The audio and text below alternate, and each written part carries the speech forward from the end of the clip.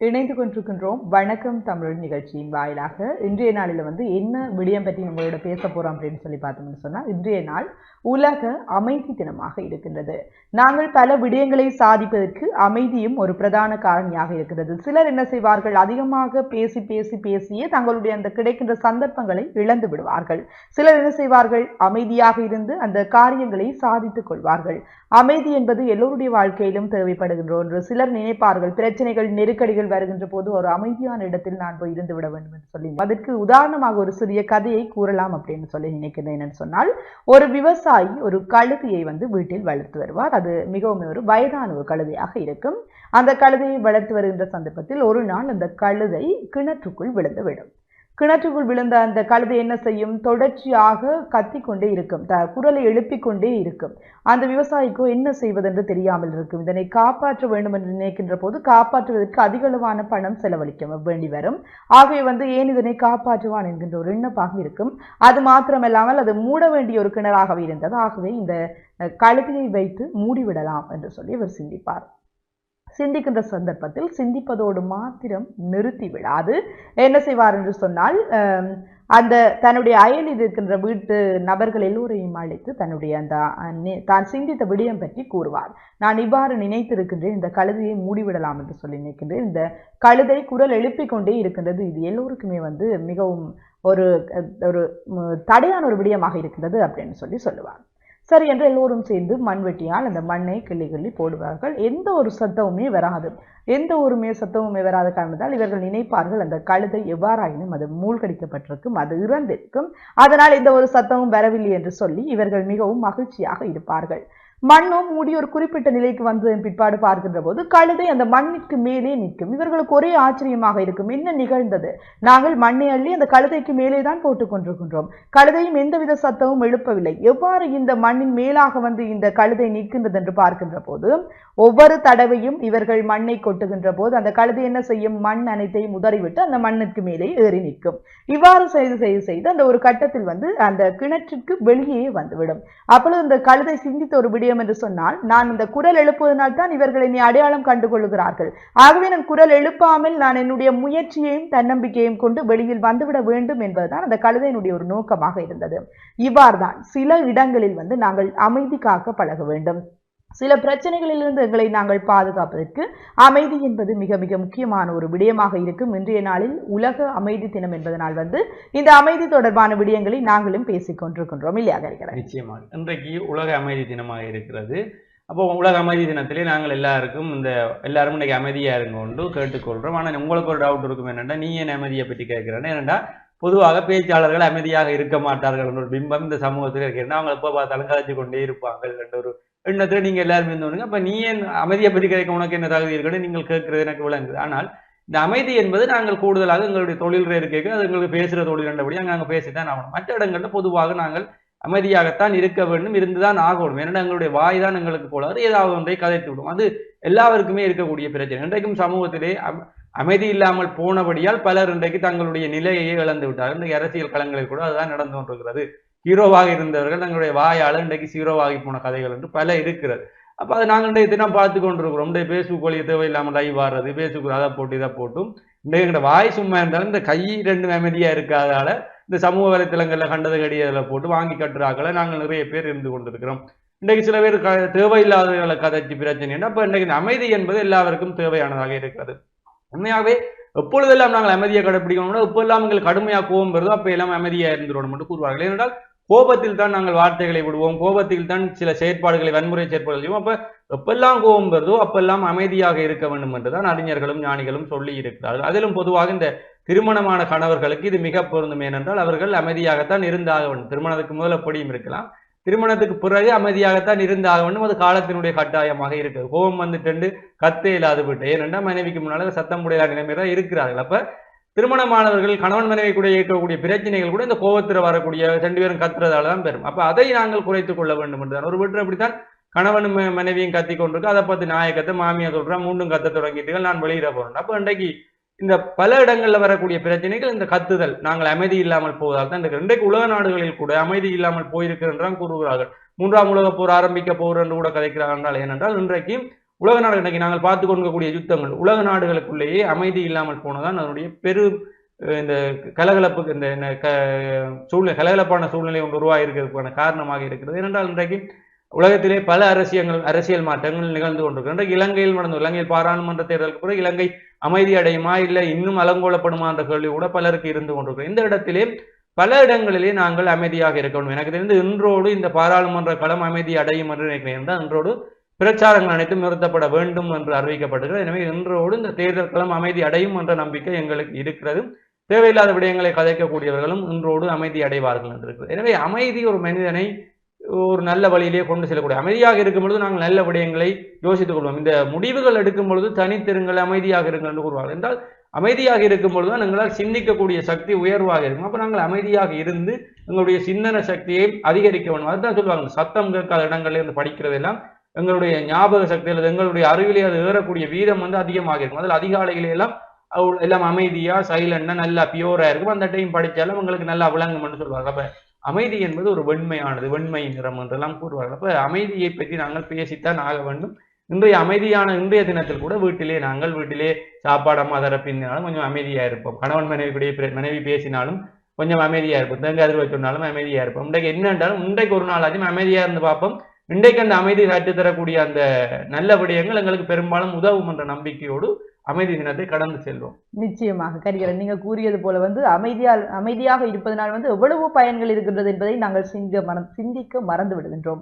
உண்மையாக நாங்கள் பார்க்கின்ற போது அநேகமாக இந்த படைப்பாற்றல் மிக்கவர்கள் அமைதியாக இருப்பவர்கள் என்று சொல்லி குறிப்பிடப்படுகின்றது. என்று சொன்னால் அவர்களுடைய அந்த சிந்தனை திறன், அதைவிட ஆக்கத்திறன் உருவாகுவதற்கு அவர்கள் அமைதியாக இருந்து சிந்திக்கின்றார்கள். எவ்வாறெல்லாம் ஒரு கவிஞர் ஒரு கவிதையை எவ்வாறெல்லாம் எழுதலாம் என்று சொல்லி சிந்திப்பார்.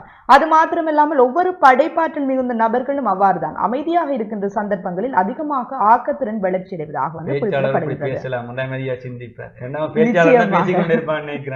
நிச்சயமாக கரிகரன் சொன்னது போல பேச்சாளர்களும் சிந்திப்பார்கள் என்று சொன்னால் ஒவ்வொரு கலைஞர்களும் பேச்சாளர்களாக இருக்கட்டும், நடனத்துறையினராக இருக்கட்டும், அல்லது சிற்ப கலைஞர்களாக இருக்கட்டும், எவ்வளவு விதமான எங்களுடைய ஆக்கத்திறன் விருத்தி அடையக்கூடிய பல கலைகள் இருக்கின்றன. அவ்வாறானவர்கள் எல்லாம் அமைதியாக இருந்து சிந்திப்பார்கள் என்று சொல்லி கூறப்படுகின்றது. உண்மையிலேயே இவ்வாறெல்லாம் சிந்திப்பதனால் பயன் இருக்கும் என்று தெரிந்தும் நாங்கள் ஏன் இந்த அமைதியை காக்க மறந்து விடுகின்றோம் என்பதுதான் ஒரு கேள்விக்குறியான ஒரு விடயமாக இருக்கின்றது. பலரை நாங்கள் பார்க்கின்ற போது ஒரு பிரச்சனை நடந்துவிட்டால் என்ன செய்வார்கள்? அந்த நேரத்தில் தான் சொல்லுவார்கள், நான் யாருடனும் பேச மாட்டேன், நான் தனியாக இருக்க போகின்றேன், நான் அமைதியான ஒரு இடத்துக்கு செல்ல போகிறேன் என்று சொல்லி அந்த நேரத்தில் தான் சொல்லுவார்கள். ஏனென்று சொல்லி பார்க்கின்ற போது அவர்களுடைய மனம் அவ்வளவுத்திற்கு ஒரு குழப்பகரமான நிலையில் இருக்கும். அவ்வாறு மனம் குழப்பகரமாக இருக்கின்ற போது நாங்கள் என்ன செய்ய வேண்டும்? ஒரு இடத்தில் தனியாக இருந்து சிந்தித்து பிரச்சனைகளுக்கு தீர்வு காண வேண்டியவர்களாக இருக்கின்றோம். தொடர்ச்சியாக நாங்கள் இந்த விடயம் குறித்து பேசி பேசி பேசி ஒவ்வொரு விடயங்களும் அந்த பெரிதாக போய்கொண்டிருக்கின்றதை பார்க்கிலும் ஒரு இடத்திலிருந்து நிதானமாக அமைதியாக சிந்தித்து அதற்கான தீர்வுகளை பெற்றுக் கொள்ளுகின்ற போது அந்த தீர்வானது மிகச் சரியானதாக அமையும். அவ்வாறு இல்லாமல் ஒவ்வொருவரும் கூறுகிறார்கள் என்று சொல்லி அவர்களுடைய ஒவ்வொருவருடைய முடிவுகளையும் நாங்கள் எடுத்துக்கொண்டிருப்போமானால் அந்த பிரச்சனை மாற்றம் அடையாது தொடர்ந்து நீண்டு சென்று கொண்டே இருக்கும். மற்றவர்கள் கூறுகின்ற கருத்துக்களை நாங்கள் ஏற்றுக்கொள்ளலாம். மாறாக முடிவெடுக்கின்ற அந்த முடிவு எங்களுடைய கைகளில் தான் இருக்க வேண்டும், எங்களுடைய சிந்தனை ஆற்றல்களினால் தான் இருக்க வேண்டும். ஒவ்வொருவரும் தங்களுடைய கருத்துக்களை கூறுவார்கள், விமர்சனங்களை கூறுவார்கள். சிலர் என்ன செய்வார்கள்? அந்த விமர்சனங்களை நினைத்தே வருந்திக் கொண்டிருப்பார்கள். அவ்வாறு இல்லாமல் தனியாக இருந்து அமைதியாக நாங்கள் சிந்தித்து முடிவெடுக்கின்ற போது அந்த முடிவானது நிச்சயமாக ஒரு நல்ல முடிவாக அமையும். அதுபோலதான் ஒவ்வொரு விடயங்களும் கல்வி கற்கின்ற மாணவர்களும் சரி, முன்னேற விரும்புகின்ற ஒவ்வொருவரும் அமைதியாக இருந்து தங்களுடைய நாட்களை திட்டமிட வேண்டும். தங்களுடைய எதிர்காலங்களை குறித்து சிந்திக்கின்ற போது மற்றவருடன் கலந்துரையாட வேண்டும் என்பதால் தாண்டிலும் நாங்கள் தனியாக இருந்து ஒரு முடிவெடுக்க கற்றுக்கொள்ள வேண்டும். அப்பொழுதுதான் வாழ்க்கையில் என்ன பிரச்சனைகள் வந்தாலும் நாங்கள் தனியாக முகம் கொடுக்கக்கூடிய ஒரு நிலையில் இருப்போம். ஆகவே அமைதி காக்க வேண்டியது மிக மிக முக்கியமான ஒரு செயற்பாடாக இருக்கின்றது ஒவ்வொரு மனிதர்களுடைய மனதிலும், இல்லையா கரையரன்? நிச்சயமாக இந்த கூறுவார்கள், இந்த அமைதியாக இருக்கக்கூடிய கடல் தான் ஆழமான கடலாக இருக்கும் என்று கூறுவார்கள். ஏனென்றால் அதே போல இந்த மனிதர்களும் அமைதியாக இருக்கக்கூடியவர்களிடத்திலே ஆழமான அறிவாற்றல் இருக்கும், ஆழமான ஏதாவது ஒரு திறமை ஒன்று இருக்கும். இந்த கடல் அமைதியாக இருக்கிறதால் கரைகளிலே அலைகள் அடித்துக் கொண்டிருக்கும். அந்த கரை பிரதேசங்கள் ஆழம் குறைவாக இருக்கும். ஆனால் அமைதியாக எந்த சலனங்களும் இல்லாமல் இருக்கக்கூடிய அந்த ஆழ்கடலை பார்த்தோம்னா அது மிகப்பெரிய ஆழமாக இருக்கும். அதுபோலத்தான் மனிதர்கள் யார் அமைதியாக இருந்து எல்லாவற்றையும் கவனித்துக் கொண்டிருக்கிறார்களோ, சிந்தித்துக் கொண்டிருக்கிறார்களோ, உற்று நோக்கி கொண்டிருக்கிறார்களோ அவர்களிடம் நிறைய விடயங்கள் ஆழமாக இருக்கும். அவர்கள் நல்ல விடயங்களை தகுந்த தருணங்கள் வரும்பொழுது வெளிப்படுத்தி தங்களுடைய ஆற்றலை நிரூபிக்கக்கூடியவர்களாக இருப்பார். உண்மையே இந்த கலைஞர்கள் எல்லாருமே மிக பெருமளவிலே அமைதியாகத்தான் இருக்க பழகிக் கொள்வார்கள். அவர்கள் வெளியிடங்களிலே கலகலப்பாக இருந்தாலும் தங்களுடைய படைப்பாற்றல் கலையாற்றல்களை வெளிப்படுத்தி கொண்டிருந்தாலும் அவர்கள் தனித்திருக்கும் பொழுதும் மிக அமைதியாக ஒரு விடயத்தை சிந்தித்துக் கொண்டிருப்பார்கள். நீங்கள் கூறியது போல் எழுத்தாளர் என்றால் அடுத்த என்ன படைப்பை கொடுக்கலாம் என்று யோசித்துக் கொண்டிருப்பார். சிற்பக்கலைஞர், திரைப்பட இயக்குனர், பாடலாசிரியர், பாடகர்கள், ஏன் பேச்சாளர்கள், பட்டிமன்ற பேச்சாளர்லாம் நாங்கள் அடுத்த என்ன கலைப்படைப்பை கொடுக்க போகிறோம் என்று அதற்கான சிந்தனையிலே தங்களை ஓடிக்கொண்டிருப்பார்கள். அல்லது அமைதியாக இருந்து இந்த சுற்றி நடக்கக்கூடியவற்றை கலையோடு ஒன்றுபடுத்தி பார்த்து கொண்டிருப்பார்கள் என்பதுதான் உண்மையான விடயமாக இருக்கிறது. அடுத்ததாக இன்றைக்கு நாங்கள் அமைதியை பற்றி பேசும் பொழுது இன்றைக்கு தமிழ் மக்கள் நாங்கள் அமைதி என்று சொன்னால் எங்களிடத்திலே ஒரு அமைதி இல்லாமல் இருக்கிறது. அமைதி படைகள் என்று கூறியவர்கள் எங்களை அமைதிப்படைகளால் பாதிக்கப்பட்டவர்களாக நாங்கள் இருக்கிறோம். இந்த உலகத்துக்கே அமைதியை அகிம்சையை கற்றுக் கொடுத்தவர்கள் என்று மார்தட்டி கொள்ளக்கூடியவர்களுக்கு கூட 12 தினங்களில் அமைதி என்றால் என்ன, அகிம்சை என்றால் என்ன என்று கற்றுக் கொடுத்த இனமாக நாங்கள் இருக்கிறோம்.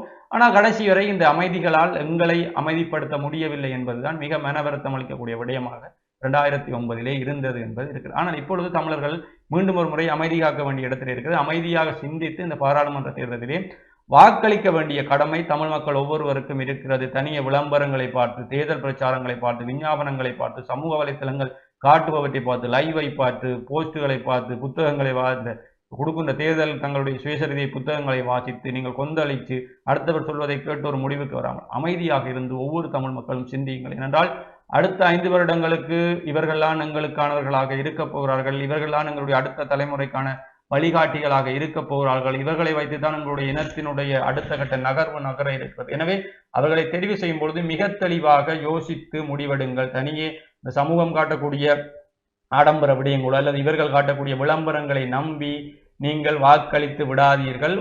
ஒரு முறைக்கு பல முறை யோசியுங்கள். இவர் போனால் இவரால் இது முடியுமா என்று நம்பி வாக்களியுங்கள். கேலி கூத்துக்கள், குரலை வித்தைகள் காட்டுபவர்கள் எல்லாம் பாராளுமன்றத்துக்கு அனுப்பி இந்த சமுதாயத்தை பாதாளத்திலே விழவிடாமல் செய்வதற்கு அமைதியாக ஒரு முறை சிந்தித்து பாருங்கள். வாக்களிப்பதற்கு முதலும் ஒரு முறைக்கு 2 முறை சிந்தித்து அமைதியை கடைபிடியுங்கள் என்றுதான் கூறுகிறோம். அடுத்த ஒரு விடயம், இன்றைக்கு இந்த பாராளுமன்ற தேர்தல் களத்திலே தேர்தலை அமைதியாக நடாத்த விடுங்கள். அதுதான் தேர்தல் ஆணையாளர்களும் கேட்டுக்கொண்டிருக்கிறார்கள். தேர்தலை அமைதியாக நடாத்த விடும். இந்த முறை தேர்தல் வன்முறைகள் அதிகரித்திருக்கிறது. எதிர்பாராத விதமாக தமிழர் பிரதேசங்களில் அந்த வன்முறைகள் மிகப்பெரிய அளவிலே அதிகரித்திருக்கிறது. ஆகவே இந்த முறை வேட்பாளர்கள் அதிகரித்திருக்கிறார்கள், வாக்குச்சீட்டுகளுடைய எண்ணிக்கையின் அளவு அதிகரித்திருக்கிறது, பல அதிகரிப்பு இருக்கிறது. ஆகவே இந்த தேர்தல் அமைதியாக நடாத்தப்பட வேண்டிய தேர்தலாக இருக்கிறது. எனவே தேர்தலையும் அமைதியாக நடாத்துவதற்கு நாங்களும் அமைதியாக இருக்க வேண்டும். அதே நேரம் உலக அமைதியை நோக்கியும் நாங்கள் பிரார்த்திக்க வேண்டும். ஏனென்றால் இன்றைக்கு உலக நாடுகளில் நடைபெறும் யுத்தங்கள், லெபனான், இஸ்ரேல் என்று எல்லா நாடுகளிலுமே யுத்தங்கள் நடந்து வருகிறது. ஆனால் யுத்தத்தால் பச்சிளம் குழந்தைகள் கொல்லப்படுகிறார்கள், பெண்கள், முதியவர்கள், வயோதிபர்கள் வந்து எல்லாருமே கொல்லப்படுகிறார்கள். இதை நாங்கள் சாதாரணமாக மற்றவர்களைப் போல் கடந்து விட்டு தமிழர்களால் செல்ல முடியாது. ஏனென்றால் அப்படி ஒரு நிலையை நாங்களும் அடைந்து வந்திருக்கிறோம். என்னவென்றே தெரியாமல் பிறந்த பிள்ளையை கண்முன்னே கொன்ற காட்சிகளை எல்லாம் நாங்களும் பார்த்திருக்கிறோம். முள்ளிவாய்க்காலிலே அத்தனை விடயங்களை நாங்களும் கண்கூடாக பார்த்தவர்கள் என்றால் இந்த பேப்பர்கள் நியூஸ்களை வாசிக்கும் பொழுது எங்களுக்கே மனதிலே ஒரு ஒருத்தல் வருகிறது. இப்படித்தான் நாங்களும் செத்துமடைந்தோம். எங்களுடைய செய்திகளையும் எங்க ஒரு நாட்டிலே வாசித்துக் கொண்டிருக்கக்கூடிய ஊடகவியாளர்கள் சாதாரணமாக கடந்து விட்டு தானே சென்றிருப்பார்கள். அப்ப அந்த உலக அமைதி ஏற்பட வேண்டும் என்றும் நாங்கள் இறைவனை பிரார்த்திக்க வேண்டிய தேவை இருக்கிறது. எங்களுக்கும் மன அமைதி வேண்டும். உலகத்திலே இன்றைக்கு காரணமே இல்லாமல் பிறந்தவுடன் இறக்கும் அந்த குழந்தைகள், முதியவர்கள், வாழ வழியிடமின்றி ஓடி திரியும் அந்த அகதிகளுக்கெல்லாம் அமைதி கிடைக்க வேண்டும் என்று நாங்கள் இறைவனை பிரார்த்தித்துக் கொள்ள வேண்டும். எனவே எங்கள் மனதிலும் உலகத்திலும் அமைதி வேண்டும் என்று பிரார்த்தித்துக் கொள்வோம். நிச்சயமாக நீங்கள் கூறியது போல கருகிறேன். அமைதி என்பது நாங்கள் எப்பொழுதுமே பேசாமல் இருப்பது என்பதை தாண்டிலும் எங்களுடைய மனதிற்கு அமைதி என்பது மிக மிக முக்கியமான ஒரு விடயமாக இருக்கின்றது. மன ரீதியாக எத்தனையோ பேர் அமைதியற்றிருந்து கொண்டிருக்கிறார்கள். இன்று வெளிப்பார்வைக்கு நாங்கள் பார்க்கின்ற போது அவர்கள் அழகாக அவர்கள் ஒரு பிரச்சனையும் இல்லாதவர்கள் போல் தோற்றமளிக்கலாம். ஆனால் அவர்களுடைய மனதை பார்க்கின்ற போது ஒரு அமைதி அற்ற ஒரு சலனப்பட்ட ஒரு மனதாக இருப்பதை நாங்கள் அவதானிக்கக்கூடியதாக இருக்கின்றது. ஆகவே இத்தகையவர்கள் தங்களுடைய மன அமைதியை பேணுவது மிக அவசியமான ஒரு விடயமாக இருக்கின்றது. இன்று எத்தனையோ பேரை நாங்கள் பார்க்கின்ற போது வயது வேறுபாடின்றி இந்த மன நலத்தினால் பாதிக்கப்பட்டுக் கொண்டிருக்கிறார்கள். எவ்வளவோ விடயங்களால் பாதிக்கப்பட்டுக் கொண்டிருக்கிறார்கள். இப்படியானவர்கள் தங்களுடைய உணர்ச்சிகளை, கோபமாக இருக்கட்டும் அல்லது அதிகமாக பதற்றம் எழக்கூடிய சூழ்நிலைகளில், பயம் ஏற்படக்கூடிய சூழ்நிலைகளில் அதை எவ்வாறு கையாள்வது என்பது தொடர்பான விடயங்களை அறிந்திருத்தல் அவசியமாக இருக்கின்றது. கோபம் ஏற்படுகின்ற போது அதனை எவ்வாறு கையாள வேண்டும். சிலரை நாங்கள் பார்க்கின்ற போது கோபம் ஏற்பட்டு விட்டால் என்ன செய்வார்கள்? இருக்கின்ற பொருட்களை உடைப்பார்கள், தகாத வார்த்தைகளால் பேசுவார்கள். அதனால் அந்த நிலையிலேயே அந்த பேசுபவர்களுடைய உறவு நிலைகள் துண்டிக்கப்பட்டு விடுகின்ற ஒரு நிலைப்பாடு இருக்கின்றது. அவ்வாறு எல்லாம் நடந்து கொள்ளாமல் உணர்வுகளை கையாள நாங்கள் பழகிக்கொள்ள வேண்டும். ஒவ்வொரு உணர்வு வெளிப்பாடுகளும் எங்களுடைய நடத்தைகளில் தான் வெளிப்படுத்தப்படுகின்றன. அந்த நடத்தைகள் நல்லனவாக இருக்கின்ற போதுதான் எங்களுடைய ஒவ்வொரு செயற்பாடுகளும் அடுத்தடுத்த கட்டத்திற்கு நகரக்கூடிய ஒரு நிலை இருக்கின்றது. ஆகவே நாங்கள் எங்களுடைய எண்ணங்கள் சிந்தனைகளை நாங்கள் கட்டுப்படுத்த முயல வேண்டும். அது மாத்திரமே இல்லாமல் எங்களுடைய மன உணர்ச்சிகளை சரியான வகையில் கையாள்வதற்கு நாங்கள் தெரிந்து கொள்ளுகின்ற போது கூட மன அமைதியை பெற்றுக்கொள்ள முடியும். சிலரை நாங்கள் பார்க்கின்ற போது எப்பொழுதுமே மனம் ஒரு பயந்த நிலையிலேயே அல்லது ஒரு முடிவுகளை எடுக்க முடியாத ஒரு நிலையிலே இருந்து கொண்டிருப்பார்கள். இப்படியானவர்கள் தியானம், யோகா போன்ற செயற்பாடுகளில் ஈடுபடலாம் என்று சொன்னால் அவையெல்லாம் மனதை அமைதிப்படுத்தக்கூடிய செயற்பாடுகள். எத்தனையோ வகையான யோகா கலைகள் இருக்கின்றன, எத்தனையோ வகையான தியான கலைகள் இருக்கின்றன. சாதாரணமாக நாங்கள் நித்திரைக்கு செல்வதற்கு முன்னராகவே எங்களுடைய மூச்சை ஆழமாக எடுத்து வெளியில் விடுகின்ற போது சாதாரணமாக எங்களுடைய மனம் தளர்வடையக்கூடிய ஒரு நிலை இருக்கின்றது. அத்தகைய செயற்பாடுகளில் நாங்கள் ஈடுபடலாம். எங்களுடைய மனத்தை நாங்கள் எவ்வளவு ஆரோக்கியமாக வைத்திருக்கின்றோமோ அவ்வளவு ஆரோக்கியமாக எங்களுடைய உடலும் ஆரோக்கியமாக இருக்கும். மன அமைதியை நாங்கள் பேணி பாதுகாப்பதனூடாக எங்களுடைய எதிர்கால வாழ்க்கையில் சரியான தீர்மானங்களை எடுக்க முடிகின்ற அதே சந்தர்ப்பத்தில் செயற்படுத்தி கொண்டும் செல்ல முடிகின்றது. ஏனென்று சொன்னால் சிலர் என்ன செய்வார்கள், அடுத்த நாளை குறித்து வருத்தப்பட்டு கொண்டு நடக்கின்ற செயலை பற்றி சிந்திக்காமல் தங்களுடைய எதிர்காலத்தை குறித்து வருத்தப்பட்டுக் கொண்டிருப்பார்கள், சிந்தித்துக் கொண்டிருப்பார்கள். அவர்கள் தேவையற்ற சிந்தனைகளில் தங்களை தாங்களே மூழ்கடித்துக் கொண்டிருப்பார்கள். இவ்வாறு எல்லாம் மன அமைதியை நாங்கள் குலைக்கின்ற சந்தர்ப்பத்தில்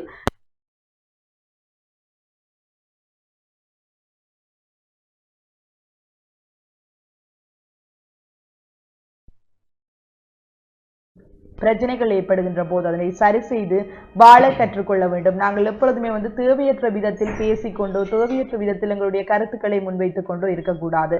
சில பேரை நாங்கள் பார்க்கின்ற போது விமர்சனங்களை முன்வைப்பார்கள். அந்த விமர்சனங்கள் தேவையானதா தேவையற்றதா என்று எங்களுக்கு சிந்திக்கக்கூடிய வகையில் அமைந்திருக்கும். என்று சொன்னால் ஒரு விடயத்தை நாங்கள் பார்க்கின்றோம், அதற்கு விமர்சனத்தை முன்வைக்கின்றோம் என்று சொன்னால் எங்களுக்கு நல்லதாக தெரிந்தால் நல்ல விமர்சனங்களை முன்வைக்கலாம், அல்லது எங்களுக்கு அது பிடிக்கவில்லை என்று சொன்னால் அது தொடர்பான கருத்துக்களை வெளியிடலாம். சிலர் என்ன செய்வார்கள், தேவையற்ற கருத்துக்களை எல்லாம் பதிவிட்டுக் கொண்டிருப்பார்கள். ஒரு விடயம் என்று சொன்னால் அதை சார்ந்து கருத்துக்களை பதிவிடாது தேவையற்ற விடயங்கள் எல்லாம் பதிவிட்டுக் கொண்டிருப்பார்கள். இவையெல்லாம் ஒரு அமைதியை குலைக்கக்கூடிய ஒரு செயற்பாடாக இருக்கின்றது. மனித மனங்களில் அமைதி நிலவ வேண்டும். அவ்வாறு நாங்கள் அமைதியாக செயற்படுகின்ற போதுதான் எங்களுடைய வாழ்க்கையும் எழுச்சி பெறும். அது மாத்திரமல்லாமல் வாழ்க்கையும் செழிப்பு மிக்கதாக மாறும். இல்லையா இருக்கிறேன்? நிச்சயமா. இப்படி இருக்கும்பொழுது இந்த அமைதியை பற்றி கூறியவர்கள் வரும்பொழுது அன்னை தெரேசா அமைதியினுடைய நாயகியாக பார்க்கணும். இப்படி அந்த தொழுநோயர்களுக்காக அன்னை தெரேசா இந்த பணம் திரட்டி கொண்டிருக்கும் பொழுது வீடு வீடாக சென்று இந்த அவர் தொழுநோயாளர்களுக்கு பணம் திரட்டுகிறார், அவர்களை பராமரிக்க. அப்பொழுது ஒரு செல்வந்தரிடம் போய் கையை நீட்டும் பொழுது அவர் காரி உமிழ்கிறார் அவருடைய கைகளில். அப்பொழுது அன்னை தெரேசா அந்த எச்சிலையை துடைத்து விட்டு எனக்கானதை கொடுத்து விட்டீர்கள், அவர்களுக்கானதை கொடுங்கள் என்று கேட்கிறார். கேட்கும் பொழுது அவர் மனம் இறங்கி அவர் தன்னைத்தானே குற்ற உணர்ச்சியிலே வாடி பிறகு உதவிகள் செய்கிறார். அப்போ பாருங்கள், ஒருவருக்காக நாங்கள் ஒரு நல்ல விடயங்களுக்காக போகும்பொழுது எங்களை எவ்வளவு அமைதியாக கடைபிடிக்க வேண்டும் என்று அதுக்கு அன்னை தெரேசா மிகப்பெரிய ஒரு சிறந்த உதாரணமாக இருக்கிறார். இன்றைக்கு நாங்கள் சின்ன சின்ன விடயங்களுக்கு எல்லாம் கோவப்படுவோம். அம்மா சாப்பாடு விடாட்டி கோவப்படுவோம், அப்பா சின்னனா பேசிட்டாரு கோவப்படுவோம், டீச்சர் ஹோம்ஒர்க் செய்யலேன்னு அடிச்சுட்டாண்டு கோவப்படுவோம், எல்லாத்துக்குமே கோவப்படுவார்கள். இன்றைக்கு பைக்கில் போய் கூட முந்தி கொண்டு போனால் அவன்ற கோவப்பட்டு அவனை கிளச்சி கொண்டு போய் நாங்கள் இடிச்சு விழுகிறோம். இன்றைக்கு நிறைய இடங்களிலே அப்படியான நிகழ்ச்சிகள் தான் இருக்கிற காதலிகள் கூட வரக்கூடிய பிரச்சனை, கணவன் மனைவிக்கு கூடிய வரக்கூடிய பிரச்சனை எல்லாம் எங்களை கட்டுப்படுத்த முடியாமல் எங்களுடைய உணர்ச்சிகளை நாங்கள் கொந்தளிப்பதன் காரணமாக இருக்கிறது. எனவே அமைதி என்பது எல்லாருக்கும் தேவை. இன்றைய உலக அமைதி தினத்தில் இன்றைக்காவது நாங்கள் ஒரு பரிசோதனையாக செய்து பார்ப்போம். என்ன கோபம் வந்தாலும் கொஞ்சம் நேரம் அமைதியாக இருந்து பார்ப்போம். அது கற்றுத்தரக்கூடிய பாடம் நல்லதாக இருந்தால் தொடர்ந்து அமைதியை கடைபிடிப்போம். இல்லை அடி வேணாம் நாங்கள் கோபப்படுவோம் என்று விட்டு போகிறது ஒரு முடிவை எடுத்துக்கொண்டு சொல்லிக் கொள்றோம். அதே நேரம் இன்றைக்கு எங்களுக்குள்ளும் அமைதியை உருவாக்கிக் கொள்வோம். தமிழ் மக்களாகிய நாங்களும் அமைதியாக சிந்தித்து ஒன்றுக்கு இரு தடவை சிந்தித்து அமைதியாக வாக்களிப்போம். அதே நேரம் உலக அமைதி இன்றைக்கு தேவையில்லாமல் இறந்து கொண்டிருக்கக்கூடிய அந்த பச்சிளம் குழந்தைகள், முதியவர்கள், பெண்கள், வயோதிபர்கள் என்று எல்லாருக்குமே அது ஒரு பெரிய பிரச்சனை இருக்குது. அந்த பதட்டமான சூழ்நிலை தணிந்து உலகத்திலும் அமைதி ஏற்பட்டு இலங்கையிலும் அமைதி ஏற்பட்டு எங்களுக்குள்ளும் அமைதி ஏற்பட எல்லாம் வல்ல இறைவனை பிரார்த்தித்துக் கொண்டு நாங்களும் உங்களிடமிருந்து விடைபெற்று செல்ல போகிறோம். மற்றும் ஒரு நிகழ்ச்சியிலே உங்களை சந்திக்கும் வரை உங்களிடமிருந்து விடைபெற்று செல்லும் நான் என்றும் உங்கள் அன்பின் கரிஹரன் மற்றும் கரேஷ்டா ஜெயக்குமார். நன்றி நேயர்களே.